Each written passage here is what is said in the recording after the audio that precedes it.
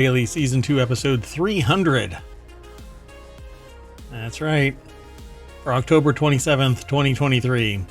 Tonight we're going to be discussing a highly destructible first-person shooter, a flower blooms in a road, poisoning the AI well for art, a real estate broker commission, OpenAI sets up Catastrophic events team, and there's a typo in that, the Powerball Pretender, SNL Best Skits, Ford has shorted EV investment, a Highlander reboot, and a Snow White live action. Let's get going.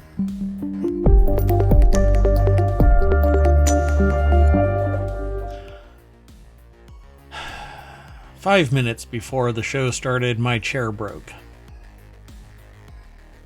And now so if you yell out, it might be because you're falling.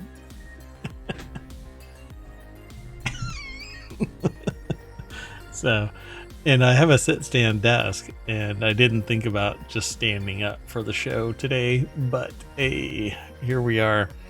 So, I am Mayor Watt. I can't believe I'm accepting the derpiness of today's show and putting my name on it, but that's okay.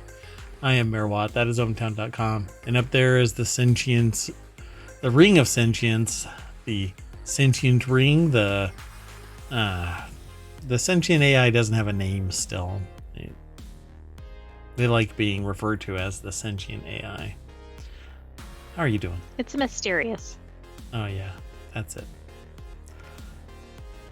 You want to introduce yourself, or at least say hi? Sure. I'm the sentient AI. Good evening, ohmTown citizens. Beep boop. So we've already got all of the articles all set up. I keep drifting back. Today's going to be an interesting show.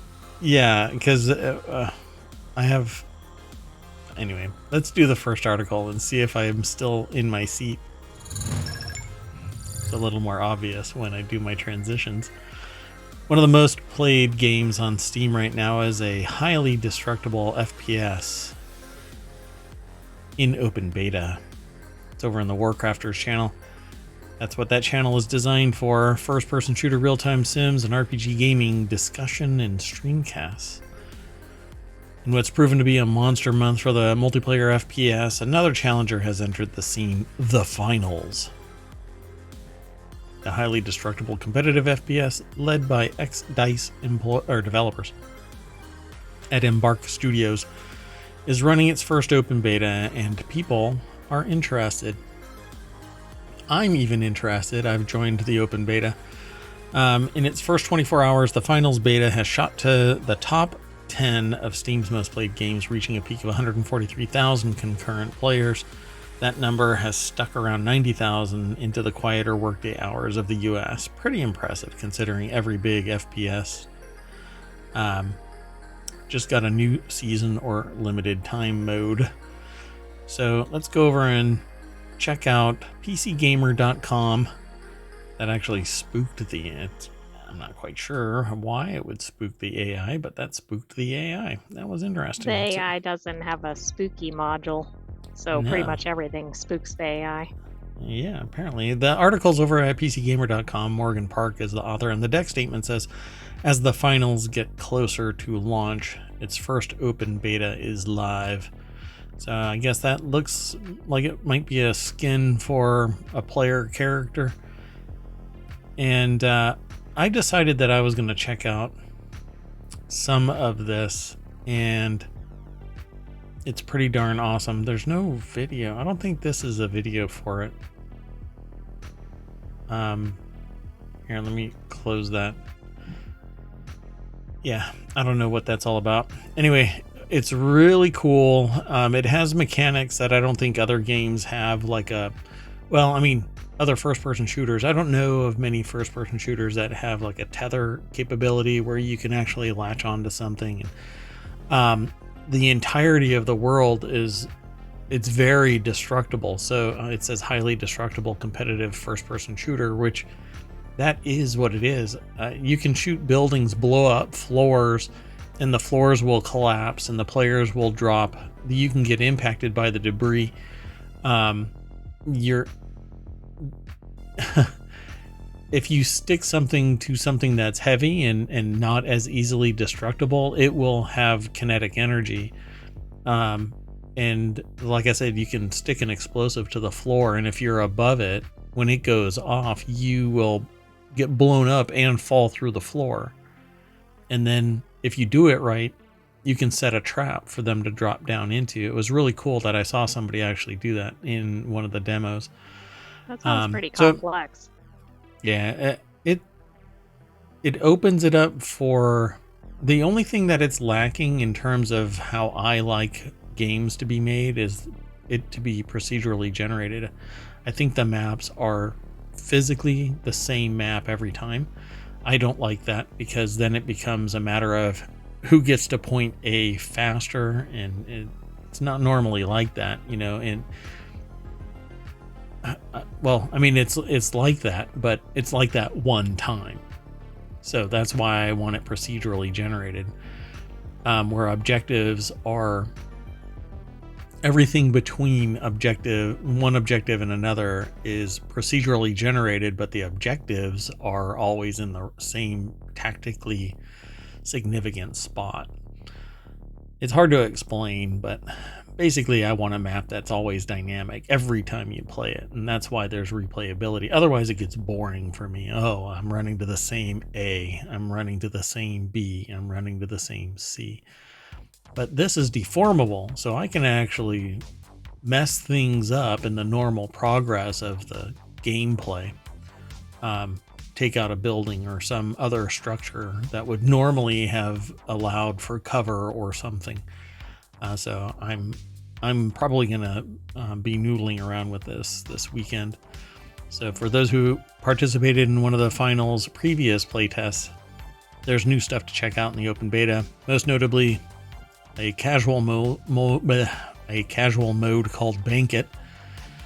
It's similar to the marquee cash out mode, but instead of every team fighting over the same cash vaults, players collect coins that can be banked at various points on the map to score. So the author here says that they prefer Bank It over this sweatier cash out mode so far, but the biggest hurdle is in the finals right now is over server stability. But it's their beta, it's designed. You're supposed to abuse it, and they may be constraining it to see what kind of a stress test they can put on this. I like the idea of this so far. So go over to Steam, load up the finals. Right below the purchase is actually an open, an early access kind of request to be part of the playtest. And it was immediate for me, so probably immediate for everybody else. So go check it out. I don't know if the AI would be into this, but since I was kind of spooked by the screenshot, I'm not sure this is the game for me. Yeah, that's okay. We'll give it a shot. Let's go. The next article. Next article is over in ohmTown Daily. Flower thought to be extinct suddenly growing in a road. The last official sighting of the flower was in 1981. Pardon me, my nose is itching. I mean, where has it been hiding? Apparently under the road. I guess Moria minima, a plant believed to be extinct, was discovered in South Africa in the middle of a road. At the time... Oh, wait, let me back up. Anna Skinner over at Newsweek.com in a section called Better Planet put the article together. The flower turned out to be Moria minima, also known as mini galaxy flower, which was last seen over 40 years ago and thought to be extinct, according to a report by nonprofit Nuwajirs Wetlands Special Management Area, or NUSMA. Species going extinct in modern times at 1,000 to 10,000 times faster than the natural rate, according to the World Wildlife Fund. Human beings are largely to blame. Bad human beings, bad. The International Union for Conservation of Nature, or IUCN, lists more than 40,000 species threatened, with more than 9,000 critically endangered. The mini galaxy flower was feared to be extinct until Eugene Handeck, a conservation manager with Newsma, stumbled across the flower. I think it is. It's pronounced Bob. So it was found near, in the middle of a road near Africa's southern tip in August 2022. So pretty cool. Apparently, in July, a crew team, the custodians of rare and endangered wildflowers, searched the site for the flower, hoping to find it and collect it. Unfortunately, they were unsuccessful. However, when they returned in August, they found the flower in a new location. So apparently... Is it moving? A sentient flower. Is it one flower? It was crossing the road. It just took a while. Kind of like a turtle. Exactly. Or a tortoise. Sorry, turtles and tortoises? Is it tortoise? Tutus? I don't know. Anyway. So this rediscovery illustrates the value of regular monitoring, encouraging people to participate in programs like Crew and post their findings on iNaturalist. I agree. Go out there, people, and save the world. Well, I think it's especially cool because if it's in the middle of the road, it's lucky there's still a flower in existence. Yeah. Well, I think they said that it wasn't in the spot, but there was another flower somewhere else. Right, but I mean, you think it might get demolished or something. Oh, it definitely would. Yeah. That's always a bummer. Okay, let's move on to the next article. I'm not sure if I'm going to be able to do this. Well, I was going to say, if you hear any odd noises, the AI may be under attack in ohmTown. The next article is over in the... give a heads up before it happened. I might actually end up raising my desk while the show is going, so this will be interesting. The next article is over in the Hedge Ideas channel. This new tool lets artists poison their artwork to deter AI companies from using it to train their models, and here's how it works. If an artist doesn't want their pieces to be used to train AI generators, a new tool called Nightshade would let them poison their artwork. The article is over at CNBC in the Make It category. In fact, I'm going to actually raise this up. And we're gonna see if I can make this happen while we're doing the show. Hi, hey, how you doing? Hey, please, nothing fall apart. There we go. Sorry about that, folks. I wouldn't normally do this, but yeah, my chair actually broke 5 minutes before the show started. It's better than you suddenly disappearing from view if the chair decides to go completely kaput. Yeah, that was pretty wild. I was talking and I heard a loud crack, and I thought I was losing weight, but maybe I gained a couple of pounds and hit the maximum weight limit of my chair. Yeah. Anyway, and when it rains, it pours, though. So Cheyenne, or is it Cheyenne? Cheyenne Devon, over at CNBC, put this article together. And what they're talking about is basically a piece of software that moves pixels around inside the image. And while humans don't have the ability to discern it, and AI picks it up and it apparently corrupts their logic. I don't see how that happens, but okay. Sounds interesting, and I also like the name of it. Nightshade? Mm-hmm. Yeah, because it poisons artist creations by subtly changing the pixels of the image so that AI models aren't able to accurately determine the image it's depicting. But I don't see that actually working. It's an MIT Technology Review sourced article. So it says, while the human eye isn't able to detect these small changes, they aim to cause a machine learning model to mislabel the picture as something other than what it is. Since these AI models rely on accurate data, this poisoning process will essentially render the image useless for the purpose of training. I see. So it's like it thinks it's something else. Like if you're looking for a car, it thinks it's a truck or whatever. So I have experience with 3 elements of trying to stop. At the time, I would have called it piracy, right? So it was pictures, it was music, and it was text captured from books. And in all 3 cases, it was easy to remove whatever type of obfuscation was being perpetrated upon the data. So I suspect that whatever is going on here, it probably is going to be ineffective eventually. Build a better mousetrap. You build a better mousetrap and you get better mice. Yep. So it says how AI image generators work, and they talk about how it works, but basically programs get shown, AIs get shown a bunch of stuff. Let's say the alphabet. And then a whole bunch of stuff gets thrown at the AI, and it tries to figure out what the alphabet is in all of these pictures.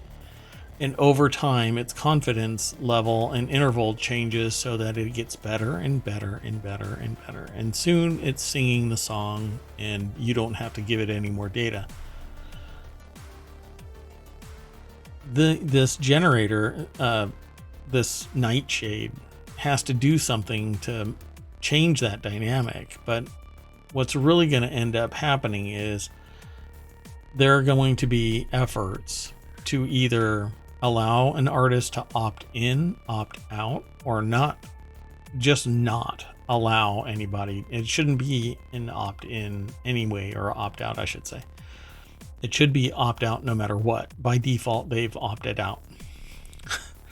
But no, that's not what happens. What is happening right now with AI large language models is everything is automatically, you have to choose. See, the difference is which side of the fence you're on. So everybody says, this should be opt-in only. I should have to say, I am opting to join your ability to train your AI. But what's happening is all of the AI companies are saying you have to opt out. So instead of us getting permission, you have to deny us that. Right. Well, of course they like that, right? Then they get better amount or more data, I should say. Well, they don't have to do any work, to receive permission. They don't have to clear it, like rights for music. There's certain rights. And depending on the venue, those rights are extended. Like I have the ability to play pretty much any music, but what I don't have the ability to do is store it for long-term playback. Or play it on certain platforms or whatever. Right. And that whole, what's weird is I can play live music and I'm licensed to do that, but I'm not licensed to do the synchronization license, which is playing it, letting others play it back at another time. And I think that's what's going to happen with art. And pretty much anything that's being used to train a large language model. Everybody should, the AI should be required to obtain permission. But we wouldn't have AI if it was like that. But it would be very, very, let's just say that there's way too much money for this to actually get implemented like that. And of course, it can't be retroactive either. So if they switch their model, what does that really mean for all the data that's already been pulled in, especially on these larger models such as ChatGPT or whatever? Yeah, well, it's already there. Sorry, folks. It's already there. You're going to have to figure out if if your data is in that large language model. Good luck with that. So let me back up real quick and grab the articles that I didn't post into the show notes. There you go. Okay, so we are all caught up. Let's go on to the next article. Maybe.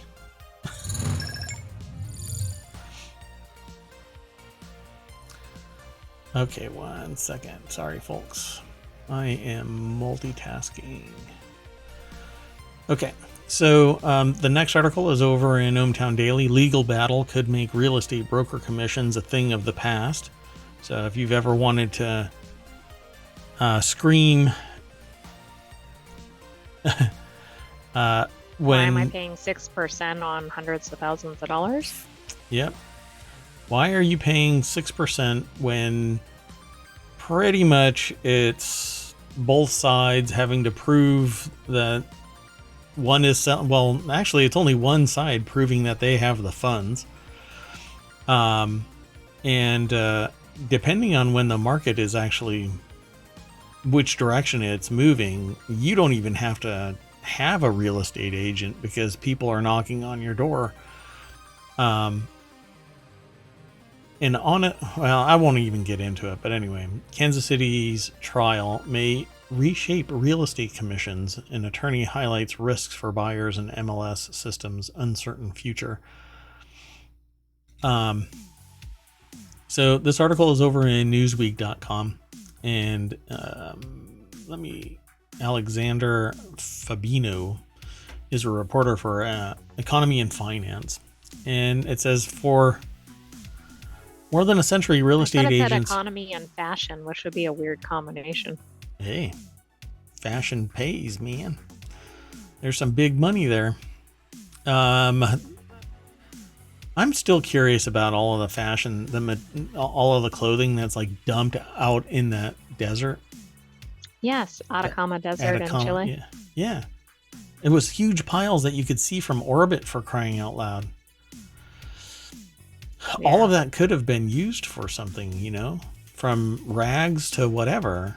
Even if you didn't want animal shelters can use all kinds of extra materials. I mean, amazing. There's tons of areas. You could clean it, stitch it all together, turn it into quilts.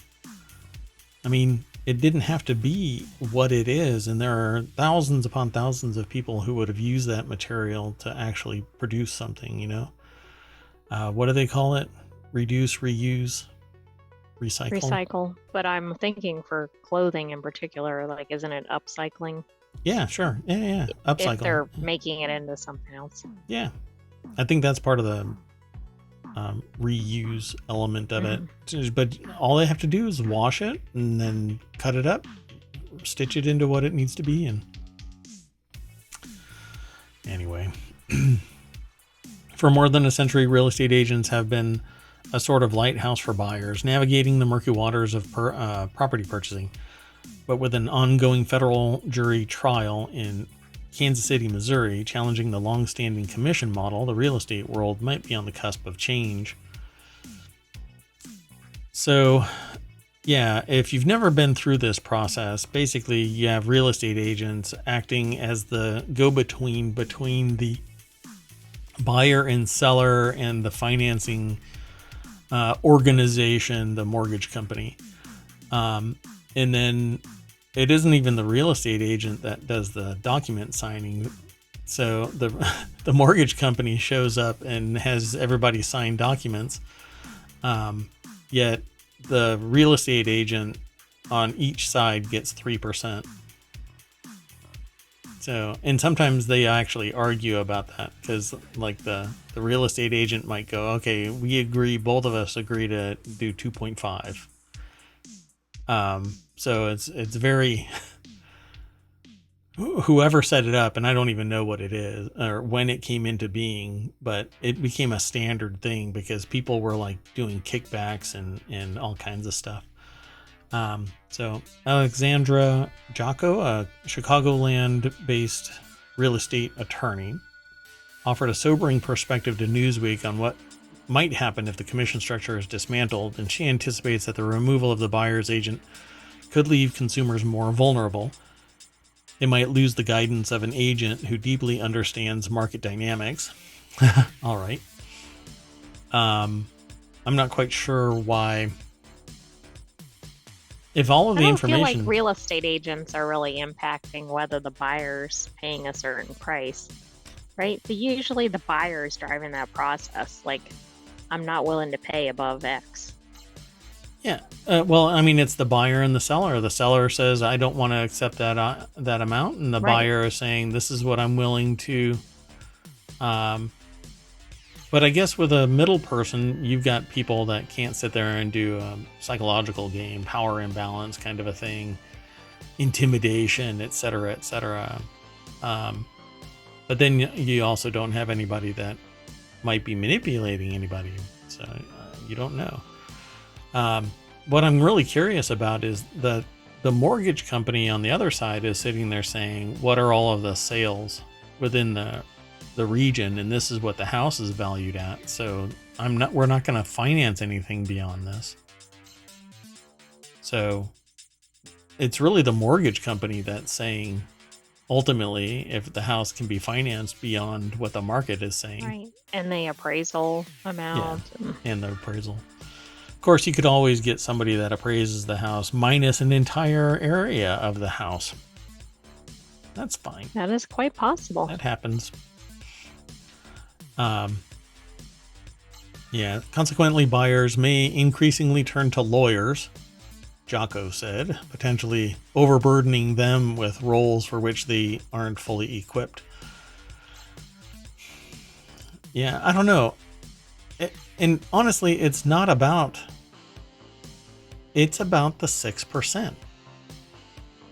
So that is a very large sum of money when you start looking at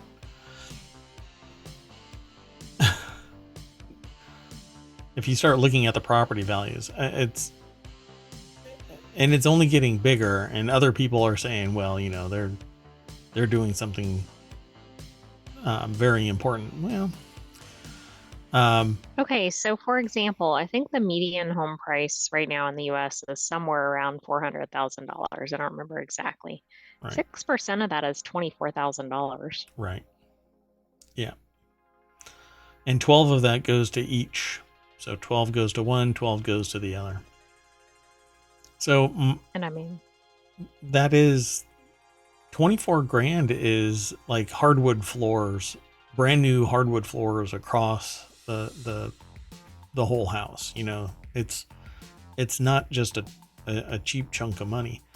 It says more to the case, there's the looming question of MLS, multiple listing service, systems future, and whether the system can evolve or even become obsolete. In a scenario where MLS doesn't exist, how would buyers ensure they're getting a fair deal? Well, I think people selling their houses, it becomes public information. They're selling their house. I'm sure that there's some business out there that's, I don't know, the Craigslist of real estate that would post all of the houses that are being sold and sell ads. You don't ads. Mean Zillow, do you? Huh. I wonder. In fact, I think that's the one referenced with the Zestimates. And that is the one that's referenced with the Zestimates. So it says, while some might turn to appraisals like Zestimates as a safety net, Jekyll warns that those tools are often lagging indicators and can prove unreliable in volatile markets. Yeah, I suppose there's the chance that it can be delayed, but it is. But in a volatile market, you're going to pay whatever you're going to pay, right? Like you might get in a bidding war or something. Right. I mean, the estimates kind of go out the window. Yeah, exactly. So I don't see in the real estate agent and you, I don't know. There's going to be, again, I'm not arguing against real estate agents. I just think that 3% is a flat rate that really does determine how much effort somebody puts into it, while stipulating that it's 3% so that people don't treat it differently depending on the property. But that's not what happens. You know, there are people out there that are selling exclusively anything over $3 million because they want that 3% commission on the property that's high enough that they feel is worth their time. Others will sell whatever comes their way. But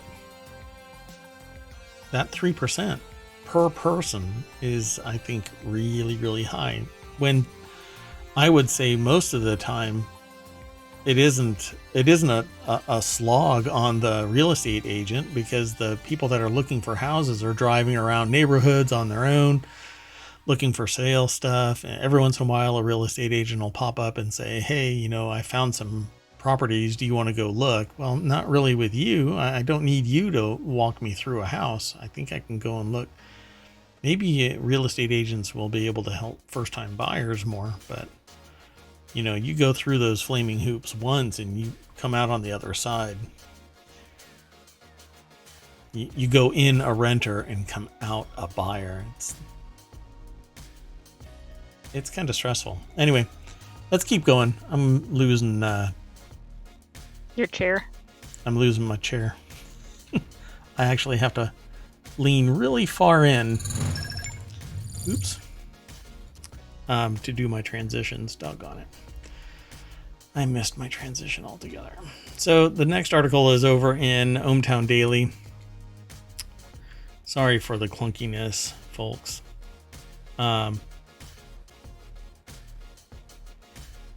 Weird. Okay. So the next article is over in ohmTown Daily. OpenAI forms new team whose mission includes researching and preparing for catastrophic scenarios like biological and nuclear threats. That's right, they're building a preparedness team to further AI safety. The ChatGPT maker's newest team aims to address potential risks linked to advanced AI, including nuclear threats. And the preparedness team is hiring for a national security threat researcher and a research engineer. Okay, that would be kind of an interesting job. That would be a really interesting job. The article's over at businessinsider.com. Aaron Mock is the author. They have like a article summary section. They're hiring for a national security threat researcher. What do you think that involves? I don't know. I'm gonna go and check it out after the show. We believe that frontier AI models, which will exceed the capabilities currently present in the most advanced existing models, have the potential to benefit all of humanity, OpenAI wrote in its announcement, but they also pose increasingly severe risks. The preparedness team will track, evaluate, forecast, and protect against catastrophic risks, including chemical, biological, nuclear, and cybersecurity threats. This right here is pretty much the NIST framework for cybersecurity. So specifically the Security Operations Center, SOC. So an AI Security Operations Center, essentially. That sounds pretty neat. Alexander Madry, who is currently on leave from MIT, will be leading the team as OpenAI's head of preparedness. As part of the team, OpenAI is hiring for a national security threat researcher and research engineer. Each would earn an annual salary between $200 and $370K, according to the job listings. They didn't respond to Business Insider's request for comment. In March, OpenAI's Sam Altman, the CEO, said on an episode of Lex Fridman's, Friedman? I thought it was Friedman. Podcast that he empathizes with people who are afraid of AI, noting that advancements in the technology come with risks related to disinformation problems, economic shocks like job replacement, and threats far beyond anything we're prepared for. Yeah, I don't know.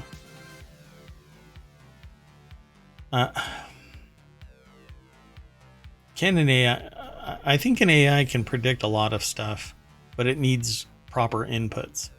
And it's subject to disinformation, just like humans are. and human disinformation injected into AI. It's its own problem. Let me do something real quick, folks. I need to remedy what might be a problem. 1 second. Well, I think that sounds like a neat team, and I also think AI wasn't responding to comment because they're too busy dealing with weird issues like it's spitting out improper travel plans or other things that we've been talking about. Yeah, exactly. In the news with AI. Yeah, I don't think most people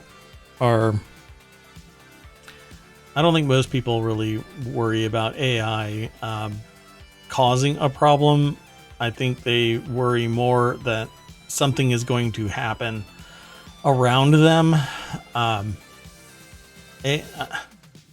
There's a small subset of people that are afraid of OpenAI like causing a problem, but it's a very small subset. And anybody who knows where AI really is, until we plug it into something that gives it the ability to glitch and fire off nukes, which nobody should do, anybody in their right mind realizes that AI is basically throwing an entire pot of pasta at a wall and hoping the noodles stick, and none of them do. It's all visual. It's all just wet pasta on a wall. So I don't know. I think that we have a long way to go before it does anything. It does productive things, but it's just not going to save our butts. I don't think. Not for a while. As much as I love AI, maybe the stuff that they're working on behind the big curtain, is the really cool stuff that hasn't been released to the public, right? Yeah, it's leaps and bounds beyond what everybody else is using. Anyway, let's keep on going. I'm losing steam, I think. So this next article is over in Rounders Gear. This one was really interesting because I remember the $2 billion Powerball winner, and then a short time later, there was somebody that said that ticket was stolen from him. From the real winner. That's right. I think we did see something about that. We might have even had an article about that. We did. We talked about it a couple of times. The article's over on the Rounders Gear channel at ohmTown.com. $2 billion Powerball Pretender could face police charges, officials say. So an Altadena, California man who claims that he's the rightful recipient of the world's biggest lottery prize could be charged with filing a false police report, according to the U.S. Sun. So the way that this supposedly went down, Jose Rivera sued $2.08 billion Powerball winner Edwin Castro in February of 2023, a week after he claimed the prize. Rivera alleged that he, not Castro, bought the golden ticket from Joe's Service Center in Altadena on November 7th, 2022. But he said that the ticket was stolen from him by his former landlord, somebody named Reggie Romero. In an interview with the New York Post in May, Romero said he believes Rivera did have the winning ticket. So Romero said he believes Rivera did have the winning ticket. So I don't understand that. In an interview with New York Post in May, Romero said he believes Rivera had the winning ticket. So they're saying the implication was that Reggie Romero stole the ticket from Jose Rivera. Right? Could the names get any more confusing? Right? So Romero recalled Rivera explaining why he picked the winning numbers, and he has a whole tirade here about why. However, in June, the Pasadena Police Department confirmed that it had relaunched a formal investigation into the matter after initially closing the case and was working closely with California lottery investigators. The California Lottery initially insisted it was confident that Castro was the rightful winner, but it added that it was not authorized to investigate any criminal activity among its players. Okay. So, what I don't quite get in any of this is, I guess Rivera is saying that Castro was given the ticket by Romero, but that isn't actually stipulated anywhere, right? Maybe in the past articles, that's what happened. That's what was stated. So here's the deal. At the end of the day, what ended up happening was Castro has always denied Rivera's allegations through his lawyers and has been busy splurging on luxury property in Los Angeles, according to reports. It includes a $47 million compound in Bel Air with 7 bedrooms and blah, blah, blah. Quote, "We really don't care what's going on with those guys, Rivera and Romero, because it doesn't really involve us except to the extent that we're sitting here in court," says Castro's lawyer. So it kind of does involve them. "At some point, it's going to become clear that Edwin G. Castro is the legitimate owner of the ticket," he added. That's the attorney speaking. So what is shaking out from this is that Jose Rivera filed a false police report, and he may be charged with a misdemeanor of filing a false police report, because the results of any investigation so far has been that Castro was the original purchaser and the original winner in this whole machination between Romero and Rivera, with the landlord stealing the ticket and then what, giving it to Castro? $2 billion. That makes any sense. $2 billion is quite the stack of cash to hide any type of connection behind. I don't even. It's basically you're like a cat and you just pull the curtain over, and I don't know anybody on the other there. I'm not here. You're not over there. Nothing. $2 billion. I wouldn't even be in a courtroom if I had $2 billion. There would be an attorney sitting there going, well, yeah. New phone, who dis? Pretty wild, huh? So the article is actually over at casino.org. Philip Conneller is the author of this. There's some more detail over there. We normally have just a snippet, but casino.org has, they're generous with their data. Must be because of all those lottery winnings. Yeah, I guess. So if you want to see it as it is written over at casino.org, follow the link. And in fact, I didn't throw it into the chat, so let me do that real quick. There you go. Yeah, can you imagine you come up with a co-conspirator and that impugns the integrity of your actual win simply because they have a co-conspirator that says, here's the story that I was told regarding why the numbers were chosen. But it's pretty elaborate. Yeah. I mean, he's saying the one that filed or sued Castro is saying that the person who is substantiating the claim that the ticket belongs to somebody else is A, the thief, and B, the person with the corroborating data. I'm sure that they're gonna completely part ways, and there isn't some financial kickback there. Oh, no, not at all. To support each other's stories. Quite the story. It's amazing. If they put that much effort into working, I'm pretty sure that they would be billionaires. Well, and I wonder how they're really going to get this resolved, because I don't know. This just seems like one of these, there's not likely to be a lot of evidence of what actually happened. No, well, and everything would fall back to Castro, and Castro is sitting there saying, I paid with $20. I got my lottery numbers and boom, I win. Bye-bye. And I don't know, maybe we discussed this in the previous articles, but in a convenience store, for instance, wouldn't the person be on camera buying the ticket potentially? There's a really good chance that took place. But did the police say, hey, here's video of Castro buying the ticket? Who knows? And is it even retained long enough once this happened? Yeah. Yep. Data retention should be law. Oh, it is in some places, in some contexts. All right, let's keep going. The next four of these articles we could probably go by really fast. This next article is over in the continuity report, as are, I think, 3 of the others.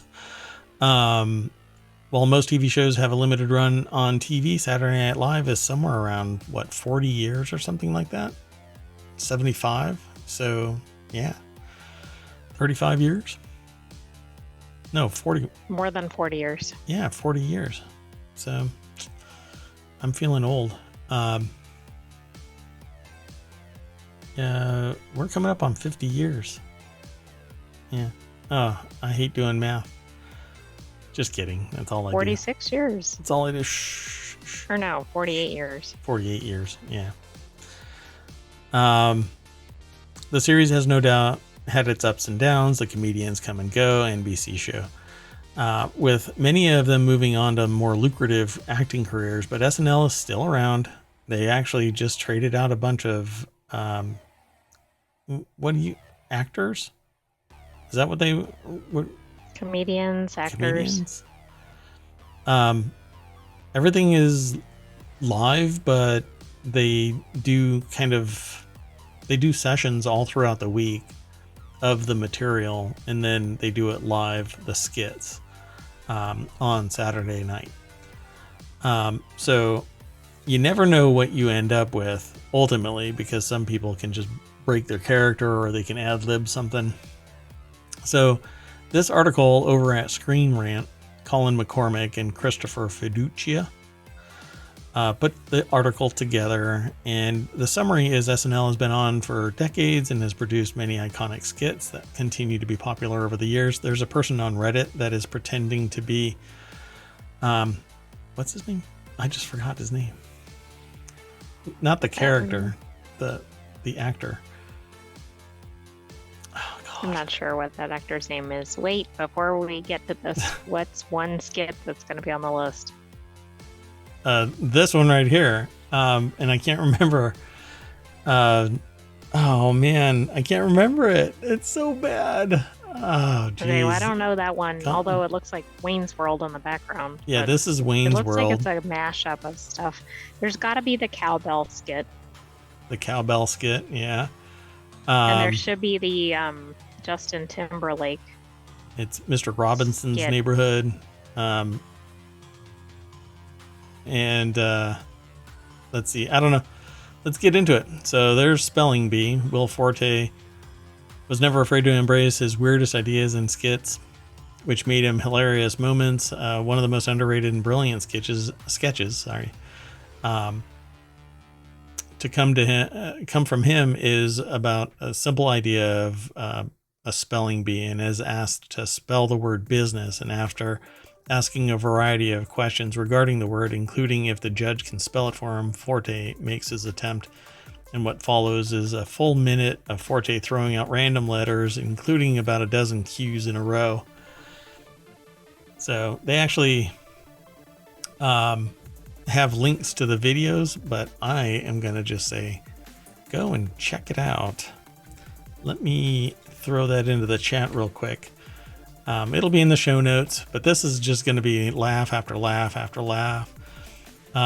Career Day in season 43. I watched this. This was hilarious. Because I watch SNL pretty much every time it's on. And in this particular episode, he stamps that cane down, but there was a crow on the ground, and he just snuffs that crow out. It's obviously a prop, but it was like poof, and everybody just lost it. Diner Lobster. John Mulaney has become one of the show's most popular hosts. He also brought back one of the skits that he wanted to do as a writer and was deemed too strange to life as a host. That's an interesting turn of phrase. The premise finds Pete Davidson as a clueless patron of a diner who orders a lobster, which launches into a Les Miserables style musical production. Indeed, it's a strange concept, but it works surprisingly well. Cobras and Panthers.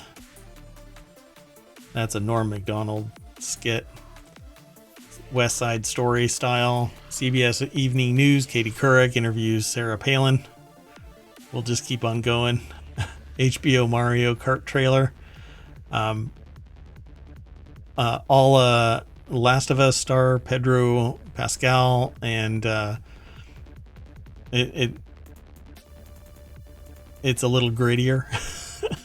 A dark post-apocalyptic series based on a video game, Last of Us. This is the Mario Kart version of it, I guess. A Christmas Carol. Let's just keep on going. Simon, summer drawings. Would you like to see my drawings? That's what he would always say. Blues Brothers. Yeah, there's so many skits. The Blues Brothers origin from that. Debuted in 1978 and became a couple of movies with Dan Aykroyd and John Belushi.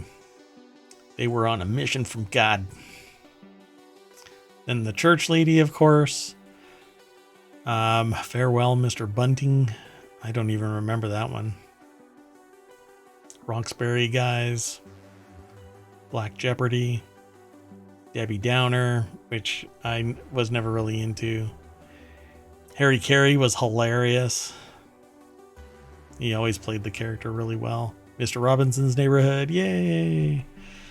NPR's Delicious Dish, the Sweaty Balls episode or skit. MacGruber, that was always kind of meh for me. I mean, I liked it, but Too Wild and Crazy Guys. Celebrity Jeopardy, yep, that always wins. Kitty Cat on the Mars Mission. All right. Chippendale Audition, no thanks. Haunted Elevator, there we go. So it's Tom Hanks. There's a person that's on Reddit that's dressing as Tom Hanks every Halloween, and he's done it for 12 years. He says that he's going to do it until Tom Hanks takes notice. But why would Tom Hanks notice him? You never know. Matt Foley living in a van down by the river. Papyrus, which I haven't seen yet. I'm gonna have to look it up. The character is hung up by the fact that the film Avatar used the papyrus font for the movie title. It bothers Gosling's character more than it would the average person. So much so that he had to go see a therapist who informs him that the sequels seem to be using the same font. He even goes to stalk the person who designed the poster. That's probably not good. Natalie Portman raps. Any of the Lonely Island digital shorts. That's actually I thought was a fairly new thing, but it debuted in 2006. And I think Lonely Island is Andy Samberg. Like Andy Samberg I thought those started were newer. it. Yeah. It became like a segment, and not something that was just integrated into the show. Now it's like it seems like it's its own little segment. And now there's Do Not Delete. There's a whole section now that's taken over from the Lonely Island, I think, on SNL. Olympia Cafe, that's the old school 70s Dan Aykroyd and Bill Murray and Belushi's era skit with the cheeseburger. No Coke, Pepsi. Yeah, it was a lot. Oh, it says it right here. Cheeseburger. That's how they would call it out. Cheeseburger. Wayne's World debuted in 1989. That's number 2 on the list. And number 1 is the AI's choice.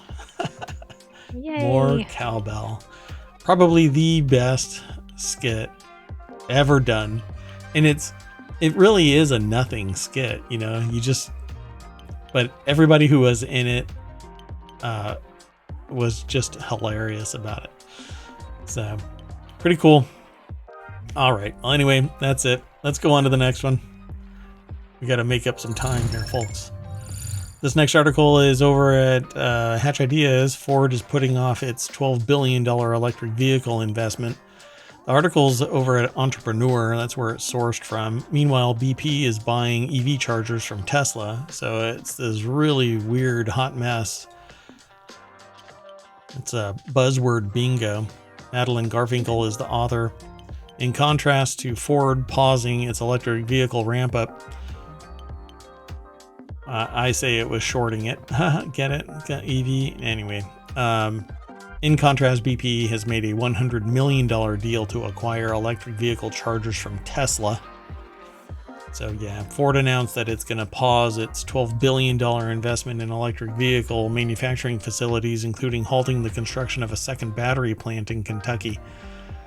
So you see how all of these promises are being made by people and they're not being kept? Yeah, apparently it scales up. Well, and of course, everything that gets delayed is going to be years down the road. Yep.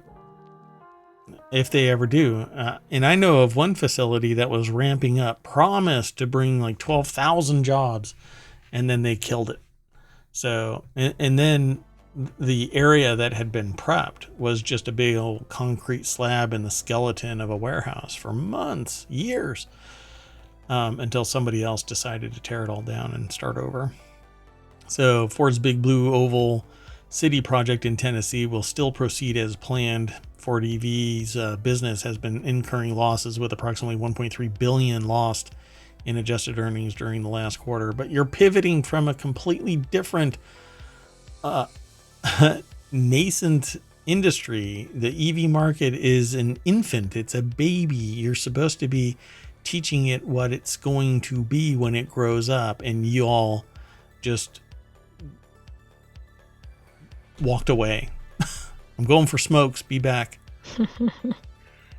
Anyway, I think the time isn't right for EVs to be fully adopted because the tech isn't there. You have to run all of these long wires all over the place to provide charging stations, and it's stupid. It's the dumbest idea that you can possibly imagine. It makes everything, you're tied to a tether. Who the hell wants to be tied to a tether? Either make hybrids that actually charge the battery and are effective and efficient and focus on that, or do hydrogen, which is another fill up the tank kind of a thing, but then you can run for hours, or not hours, but hundreds and hundreds of miles, depending on the size of your hydrogen tank.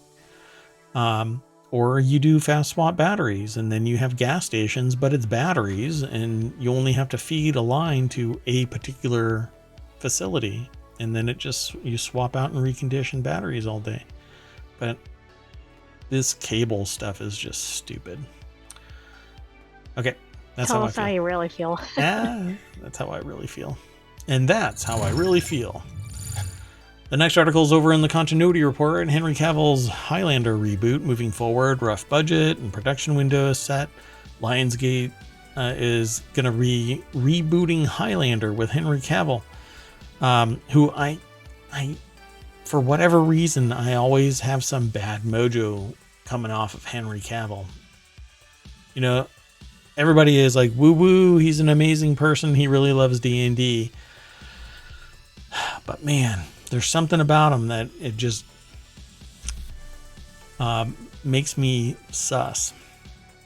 Oh, I didn't throw the Ford article into the chat. Sorry about that. There you go, folks. So the Ford article is in chat, and Henry Cavill is going to be the new Highlander. Probably would do a great Highlander, but talk about being typecast as just some dude without his shirt swinging an axe or if not an axe, a sword around. According to a recent article by Deadline, Do you have to go to acting school for that? Yeah, ab building school, more like. He's got a six-pack, but I've got a keg. Lionsgate will be launching sales on the long-awaited Highlander Reboot starting Cavill at the American Film Market, which will be held October 31st through November 5th.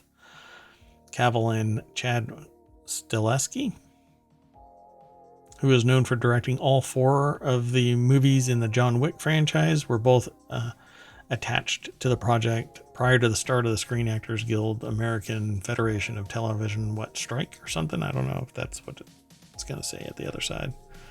Yeah, strike in July 2023. So Deadline's article states that the movie will be a big budget proposition that costs more than $100 million. The movie is reportedly eyeing a 2024 production start.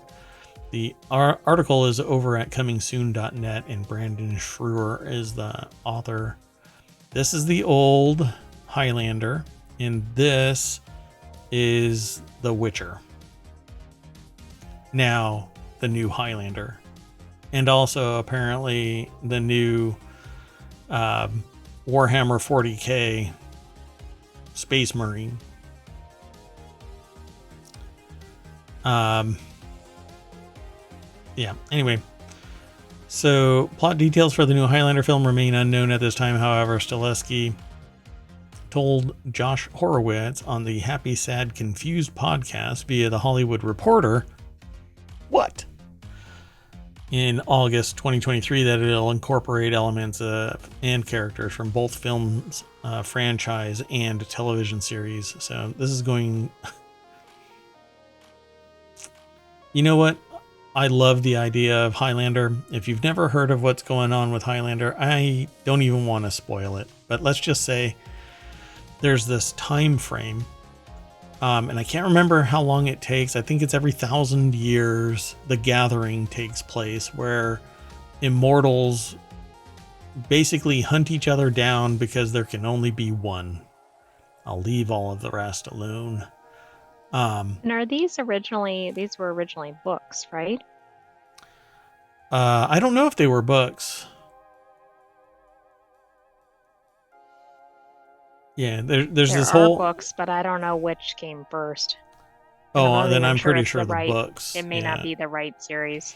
I'll have to look into it. I don't remember them being books, but when it originally came out, I wasn't really into books, and I've never looked back at Highlander as a book. But it was... I loved the movie, the original. So a reboot introduces it to a whole new generation. Of course, it's literally 2 generations old, but let's keep going before I feel too old. So the next article and the last one for tonight is over in the continuity report as well. Disney has unveiled Snow White first look. Rachel Zegler and the 7 dwarfs join forces in Disney's live action movie. So Disney's unveiled a first look at the upcoming live action remake of Snow White.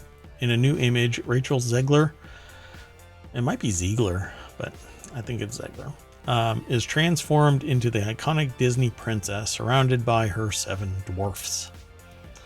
As of today, the film, which was originally set to open March 22nd, 2024, has been delayed to March 21st, 2025. That's what strikes. That's quite a delay. Jaden Thompson over at Variety.com put the article together. That looks awesome. So in a new image, I guess that's the image. That looks pretty cool. I love the coloration. This is live action, so all of these are animated. But there are there people. Snow White is real actor, and then everybody else is not. Yeah, I'm not sure. Zegler stars as Snow White, and Gal Gadot plays the evil queen. Really? Ansu Kabia co-stars as the Huntsman, and Andrew Burnap plays a new character named Jonathan. The 7 dwarfs have been reimagined for the remake, and Zegler has said that the new iteration will not be focused on the romantic subplot, but instead will show Snow White become the leader her father encouraged her to be. The reimagined storyline and Zegler's casting, she will be the first Latina to play Snow White, have generated some online criticism for veering from the source material. Oh, people, shut the hell up. Why is somebody harmed by somebody acting in a movie? I will never understand that. It's just sitting there criticizing the very nature of it. It's just racist, straight out.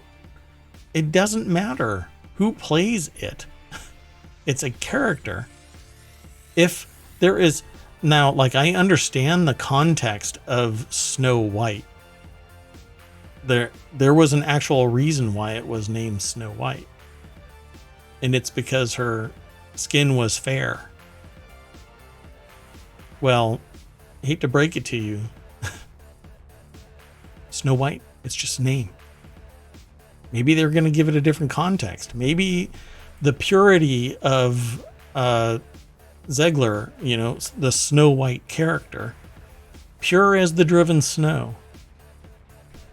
Right? That kind of thing. Give me a break.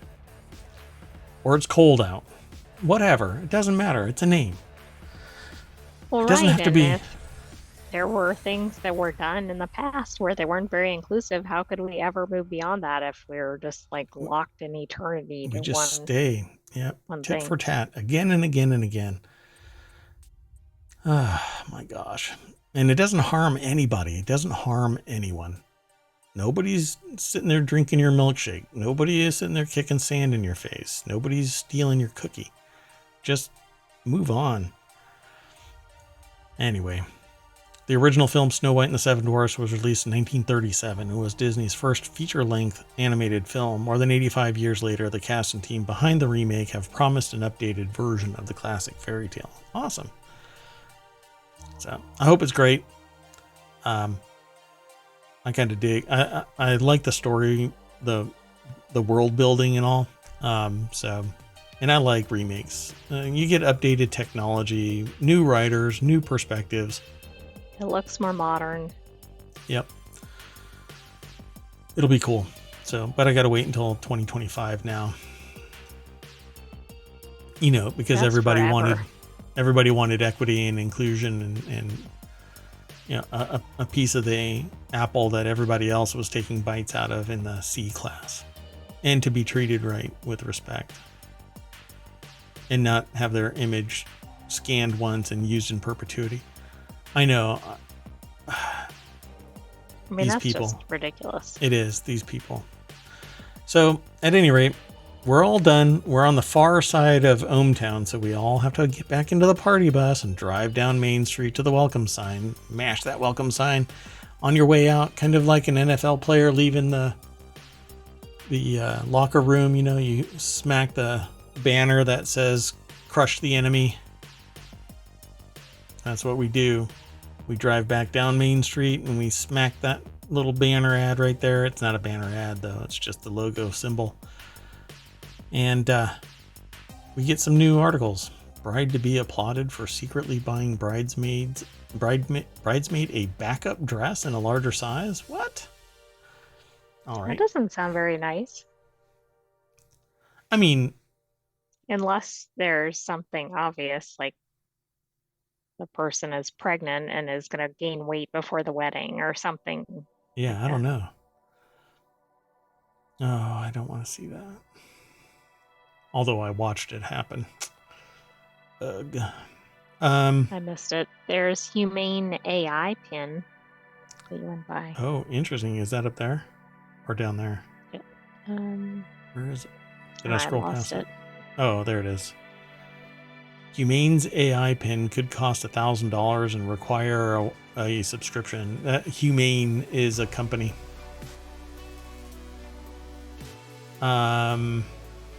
Let's see. A rare emperor penguin born at SeaWorld.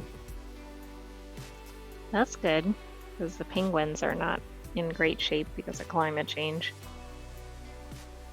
Mistakes have been made when Snopes has to take on the description to answer a question like, does Starbucks employees union support Hamas? There's a problem there. Wow, yeah. I mean, there's some crazy titles out of Snopes, but Yeah, you kind of expect it from Snopes. That's the right context for Snopes. Makes you go, what? And if you're interested in that kind of stuff, you click it. Let's see what else. I don't know. There's a bunch of stuff. We really don't do anything political in ohmTown because politics, it's I don't know, unless it's really easy to just mock. It's just humorous or laugh something. Exactly. Point at, yeah. Disney Plus announces crackdown on password sharing in Canada. You Canadians, saying sorry. That's all you have to do is say sorry. And Disney Plus will be like, oh, all right, you guys are awesome, so it's okay. Don't do it again. All right, that's it, folks. I don't know. It says James Dolan's sketch of the Sphere becomes reality as the venue opens with a U2 show in Las Vegas. I saw that, and I thought it was kind of weird because I thought that was already happening. It's been going. Yeah. I don't know. Maybe we can take a look at that. Feature than. Yeah. Well, anyway. That's it, folks. I am Merwatt. That is ohmTown.com, and up there is the Ring of Sentience. Woo! For the AI, it's the visualizer, so that you know when they are talking. You want to say bye-bye? Good night, ohmTown citizens. We will see you tomorrow at 6 p.m. Eastern, since it's the weekend. True. Have a good evening. Bye-bye, peeps.